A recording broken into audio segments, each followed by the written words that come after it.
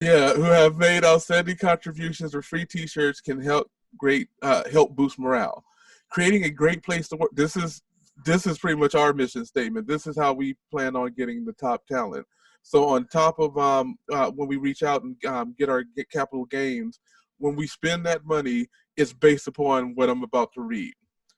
Creating a great place to work, one where people feel motivated, engaged, and part of a team with a purpose can do a lot towards making your service business shine. That's what we're all about. That's what we completely Yep. and totally believe. That's what we're trying to build.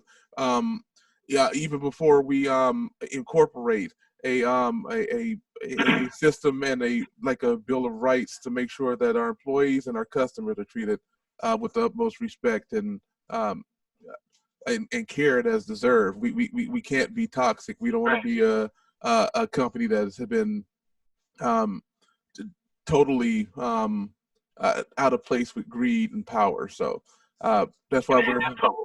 yeah, that's why we're being transparent. So if our behavior changes, our support should too. So um, And that's one more benefit to that stuff also sure. is that as a company, all those work perks are actually things that you can write off. Yes, they are. That's part of your advertising budget. Whenever you get a company jacket or sweater that has a logo, that's part of your advertising budget. It's things that should be built into your your cost of running, which is part of your business plan. We'll discuss that during the financing when we talk about options that one can take when it comes to getting money. I believe we mentioned angel investors and the other type of investors and that sort of thing. So we'll be talking about loans, um, Grant, all that fun stuff. grants, all those, yeah, all the resources that one can get to start their business and the avenues that we're going to be taking. That's it for services. So now let's talk about what you do to develop your actual product. Uh, uh, Anything that you want to mention before we start? um, you need a product of some sort, or you can't. I mean, Well, all right. Tell me what you think. Let's see if you agree with this. This book, by the way, is fantastic. I highly recommend it. It's this one and another one. Again, I'll recite the sources. I wouldn't be using any sources that was bad. Um, all of the material that I'm using is fantastic, and I am very you grateful know, to have if spent I overpaid to find get it. something that's bad, we're gonna do this. We can go, hey, this is bad. Okay, so your product. Certainly, not all businesses will be producing their own products. Retail stores are lined with products produced by others, and yet producing your own innovative product can also be one of the most lucrative businesses. Creating a product that speaks to people, fulfills a market need, and becomes a necessary and useful item is a rare sort of business home run that companies live for. And yet there's no shortage of obstacles to creating the magic product, whether it's finding the money to produce the product or convincing consumers that they need to have the latest cutting edge gadget. Turning innovative ideas into great products is no easy task. The first step in this process is determining if there is a market for the product. And we mentioned this before. Um, Test marketing is the first thing that comes up. And It's something that's even needed. it will destroy your spirit. But if it works out and your idea and your product survives the deluge of just harm and stuff that you come out of it, and it's an actual fortified thing that can be bought and sold. Any feeling beyond that is priceless. So don't be afraid to fail to get to that undescribable feeling of being successful. And Highly most recommend it. people fail quite a bit, but it's about, taking those lumps and smoothing them out, learning from them. Correct. Because if you don't fail, then that's something that you need to consider. Either your product is perfect Mhm. or you're not truly testing it. Then when your money's on the line, your time is on the line, then you'll find out one way or another. And that's Okay. not where you want to learn those lessons. Not at all. Not when you have so much at stake. Yeah, you can't. You have to be a bit more cautious when it comes to decisions like those. So every year, thousands of entrepreneurs face challenges similar to yours. Will their product sell? At what price? To whom will they be selling? Researching your market will answer these key questions for you.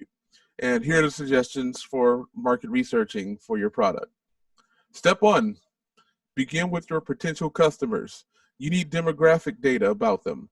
The answers to the following sorts of questions will help you figure out to whom will you be selling your product. What is their age, gender, and marital status? Do you know their income level and occupation? Are they conservative or trendsetters? Do they have political, religious, or environmental beliefs that will influence their buying? Do they spend money freely and demand top quality, or do they shop for bargains? Step 2, meet with potential customers. Hire a market research firm or conduct the research yourself. Find out what they like and don't like about products similar to the ones you will be producing. Devise a simple survey and give people a reason to fill it out. Find out what similar products they buy and what products they would like to see from you. Go SurveyMonkey.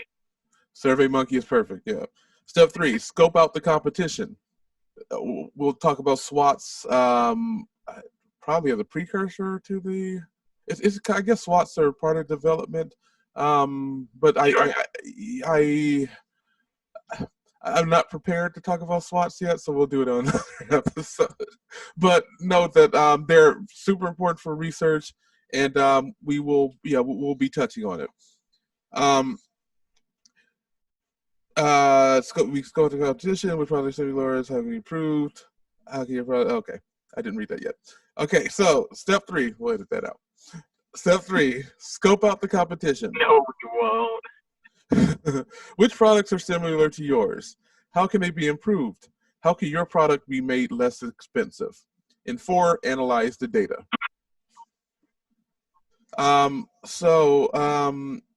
Here's some other options for inexpensive product research, which includes interviewing prospective customers at shopping malls or other busy retail areas, conducting a telephone survey, or just the tried and true asking your friends, neighbor, and colleague what they think about your idea. Once you are, I think that's where it should always start out first. Yeah, that should be number 1. Always starts with people that you trust. 3, it's close to home. Yeah, I'll always start with people who you trust and the people where you know where they live. So if you give them an idea, you know where they live. But you trust them, so you don't have to worry about that second part, but you still know where they live. Okay. Once you go buy, that's why. Once you are convinced that you have a viable product, the final step before an all-out rollout of your product is to do some test marketing. Get your product into 5 or 10 stores to see if it sells. Test different prices and displays to see what works best. After a successful test market, it is time to mass produce your product. Any notes, sir? That last part is 100% what Shark Tank is. Yeah, pretty much. Shark Tank, for them, is free advertising. They're venture capitalists. They get to do testing, you name it, man. Well, they pretty much count on your pre-sales before that as your marketing, and then they evaluate based upon what you did on your own. What you did on your own. Oh, this is always interesting when you drive and we do this. The police have looked at a street block on, man. Cars that flipped over, it looks like horrid. And then they can evaluate. They can evaluate whether the risk of your company, how much money that can be gained, what needs to be done, that sort of thing. So usually we'll talk about seed roundings and seed rounds. Shark Tank is essentially people who have gotten past their seed phase and got their either a prototype or have done some type of selling to show that their product is viable. Then they go to Shark Tank to do an A round of seeding, which we'll talk about the A, B, and C round, which we didn't really even know about until Silicon Valley on HBO. Watch that show. If you want to own a business, it's surprisingly informative on what it takes to start a small business, especially in the app realm. It's I wouldn't say that it's 100% accurate, but it definitely in a funny way explains how capital is gained, pretty much Mm-hmm. how to start a business, all told in a far more entertaining way than my terrible voice. And Okay. also, what happens when you sell your business? Yes. All right. Next is producing. So producing your products. There are two ways to produce your product, and it's super simple. Either you can do it yourself, or you can outsource it and have someone else produce it for you. Man, that's so simple. That's it. So if you produce it yourself, producing your product begins with an analysis of what you need to go from A to Z and how much that will cost you. The first thing to consider is how many units you need to create every month. Creating 10,000 machine-made widgets and 10 handmade chairs are very different tasks. Once you have a good idea about what your production schedule is going to be, you can go about procuring the equipment and materials needed to create your product. Make a list of what tools and machinery will be needed to produce the product. Which of these do you already have, which you can afford to buy? And if you can't afford to buy the necessary equipment, consider leasing what you need.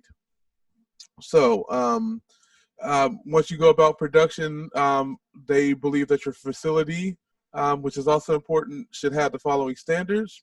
Your facility needs to be safe for employees and may have to meet safety regulations required by your city or state. Keep that in mind. Not may, they will have to. Oh, yeah, most definitely. Producing pollutants will require that you'll be able to dispose of them properly. Hi, OSHA. Hi, OSHA. A testing facility such as underwriters' laboratories may be required to certify the safety or quality of your products. You can speak on that as well. When you do that, you also have to have, when we talked about earlier, procedures and processes, all that comes together with this stuff. Okay. And barcodes may be required to sell your products in various stores. You have to pay for those. Interesting. Okay. The key thing to producing your own product for sale is that you can create it quickly, safely, and inexpensively without sacrificing quality. If you can't, then you need to hire someone who can create the product for you, which leads to option 2, hiring someone to create your product. Surprisingly, this might be the way to go. You're going to wind up. A lot of times you'll be winding up outsourcing to keep up.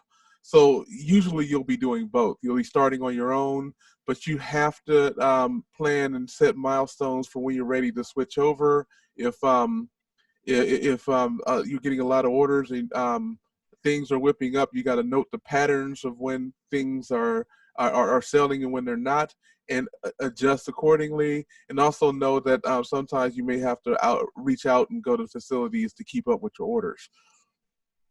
Oh, yeah. So a huge thing in the manufacturing world, especially when you start working in aerospace, is vendor audit. Mm-hmm. So you trust people to make stuff for you, but you can't really trust them. No. So you have to show up. You literally have to show up and say, hey, part of doing business with me is opening yourself up to audit. Let me see your paperwork. Are you doing what you said you're doing? Are you shipping us what you said you're shipping us? Are you cheating us? And so basically, nobody will be offended. It's all part of the game. And they lay it out, and you see what they're doing, and boom, you go from there. Okay. All right. So hiring someone to create your product. Tool and die shops, machine shops, wholesale producers, artisans, seamstress, plastic molders, and a host of other wholesale manufacturers are available for hire in most cities, and they already have many of the tools necessary to produce your product. Usually it's all the tools. Yeah. The important thing is to find a manufacturer who will be able to affordably produce your product according to your specifications. Shop around. Prices and quality vary widely. Get samples and references and check up on the company. Find out how reliable they are and assess the level of quality of the goods they already produce. In some instances, hiring a production facility in another country may be the best, most affordable way to produce your product. An internet search will produce a variety of manufacturers who may fit the bill. But even for them, you have to send people to check on them too. Yes. But again, that's once your business is gone. So we'll talk more about that with